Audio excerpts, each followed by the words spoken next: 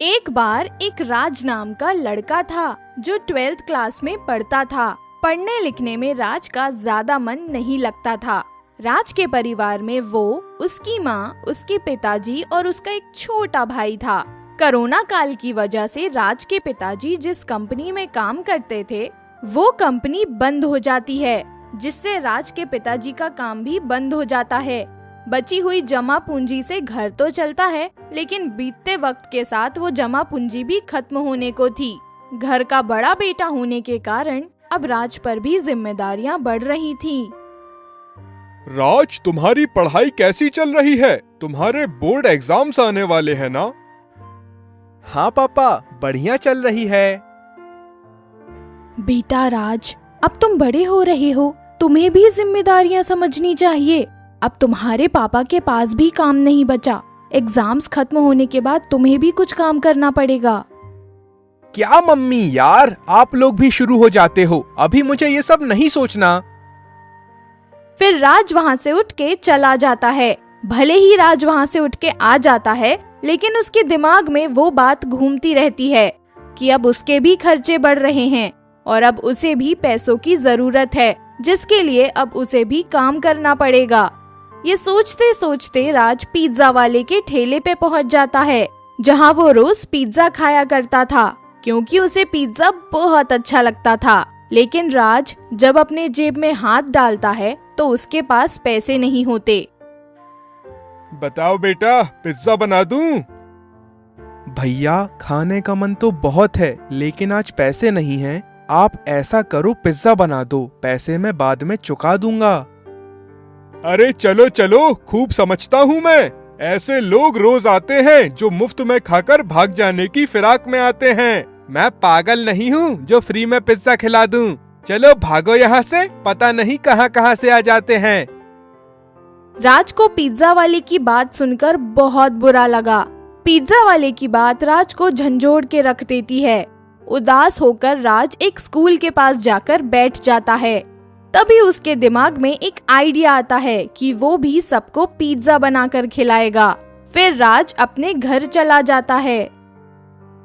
माँ, तुम कहती थी ना कि मुझे आगे अपने काम के बारे में सोचना चाहिए, तो मैंने सोच लिया माँ। मैं सबको पिज्जा बनाकर खिलाऊंगा और अपना बिजनेस बनाऊंगा और खूब पैसे कमाऊंगा। ये क्या बोल रहे हो राज? क्या तुमने इस बारे में सही से सोच लिया है? हाँ माँ, मैंने सोच लिया है और मैं यही करूँगा। बस मुझे कुछ पैसे की जरूरत है। अगर आप उसकी मदद कर दो तो मैं अभी ही अपना काम शुरू कर दूंगा। मैं पैसे तो दे दूं, लेकिन तुम एक बार और सोच लो कि तुम जो करने जा रहे हो क्या वो सही रहेगा? माँ, मैं आपकी परेशानी समझ सकता हूँ, लेकिन आप मुझ पर भरोसा करो। एक दिन आएगा जब आपको मुझ पर गर्व होगा। राज अपनी माँ से पैसे लेकर बाजार की तरफ सामान लेने के लिए निकल जाता है। बाजार से वो मैदा, सॉस, मसाले और भी सामान ले आता है और भाड़े पर एक ठेला ले लेता है और अगले ही दिन से अपना ठेला शुरू कर देता है। पहले दिन से ही राज के ठेलों पे काफी भीड़ शुरू हो जाती है और सबको उसके हाथ का पिज्जा भी बहुत पसंद आने लगता है। लेकिन पहला दिन होने की वजह से राज के पास ज्यादा व्यवस्था नहीं थी, इसलिए पहले दिन वो बहुत ज्यादा पिज्जा तो नहीं बेच पाया। लेकिन अब वो समझ गया था कि लोग उसका पिज्जा पसंद कर रहे हैं, तो उसे एक आदमी की जरूरत पड़ेगी जो काम में उसका हाथ बटाए। तो वो अपने छोटे भाई को रखने का सोचता है। वाह, लग रहा है सबको मेरे हाथ का पिज्जा बहुत पसंद आ रहा है। लगता है कि मुझे आयुष को भी अपने साथ काम पर रख लेना चाहिए। घर जाकर उससे बात करता हूँ।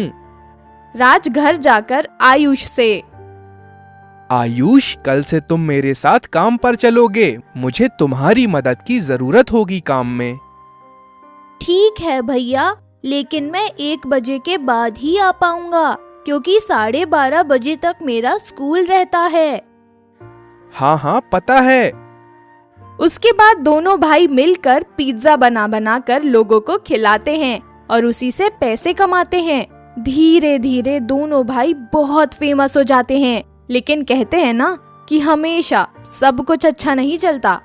एक बार एक आदमी राज के हाथ का बनाया हुआ पिज्जा खाया और अचानक उसकी तबीयत खराब हो गई और उसे अचानक हॉस्पिटलाइज करना पड़ा। राज सोच में पड़ गया। आज उस आदमी को क्या हो गया था? उसकी तबीयत अचानक क्यों खराब हो गई? ये सोचते सोचते राज अपने हाथ का बनाया हुआ पिज्जा खुद खाता है तो उसे पिज्जा का टेस्ट खट्टा खट्टा सा लगता है। उसने अपने पिज्जा को टेस्ट कराया तो पता चला कि जिस लोकेशन पर राज का ठेला लगता था वहाँ पे कुछ केमिकल्स पाए गए जो बॉडी के लिए हार्मफुल थे, इसलिए उस आदमी की तबीयत खराब हो गई थी। केमिकल्स का पता लगने पर आसपास में हड़कंप मच गया था, जिससे राज की दुकानदारी पर भी काफी फर्क पड़ा। लेकिन धीरे धीरे फिर से राज की मेहनत और लगन से फिर से उसका पिज्जा का ठेला चल पड़ा। अब राज की माँ और पिताजी भी उसके काम में हाथ बटा रहे थे और इसके साथ ही अब वो कई शहरों में अपनी ब्रांच खोलने का प्लान कर रहे थे। देखते ही देखते राज बहुत अमीर हो गया और अब उसने कई रेस्टोरेंट्स भी खोल लिए हैं। मोरल: जिंदगी हमें बार बार मौके देती है अपनी जिंदगी बदलने के लिए। अगर उस पिज्जा वाले ने राज को उस दिन ना भगाया होता तो राज के अंदर कुछ करने की लगन कभी नहीं आती और आज भी राज और उसका परिवार गरीबी का जीवन ही बिता रहा होता। उम्मीद है आपको ये स्टोरी पसंद आई होगी। स्टोरी पसंद आई हो तो वीडियो को लाइक कर लें और चैनल को सब्सक्राइब करना ना भूलें। मिलते हैं अगली वीडियो में। Thanks for watching.